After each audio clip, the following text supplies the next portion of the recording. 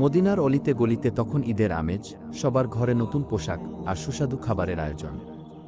কিন্তু হজরত আলী রাদিয়াল্লাহু তাআলা আনহুর ঘরে তখনও জাগতিক ঐশ্বর্য নেই, আছে কেবল আল্লাহর ওপর অটুট বিশ্বাস।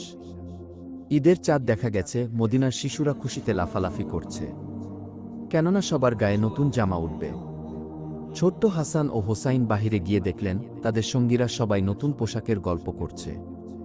হঠাৎ একটি বালক ছুটে এসে বলল, ভাই হাসান ও হুসাইন, তোমাদের নতুন জামা কি তৈরি হয়েছে? কালকে তো ঈদের দিন, আমরা সবাই নতুন কাপড়ে সাজব। হাসান হুসাইন কোনো কিছু না বলে চুপচাপ দাঁড়িয়ে রইল। বালকটি আবারও বলল, কি হলো, তোমাদের কিছু বলছো না যে? তোমরা কি ঈদের দিনেও এই মলিন পুরাতন জামা পরবে?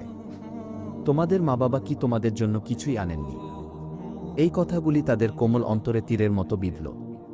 তারা এখনও এত কষ্ট বোঝার বয়সে পৌঁছায়নি, তাদের মা বাবার দারিদ্রতা তাদের কাছে অচেনা। কিন্তু বন্ধুর কথায় তারা ঘরে ফিরলেন।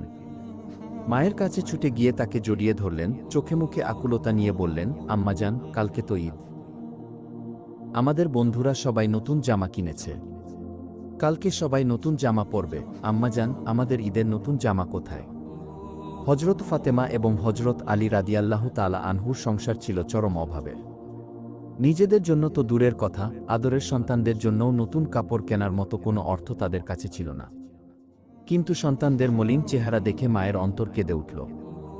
ঘরে তো নতুন কাপড় কেনার মতো একটি দিরহামও নেই,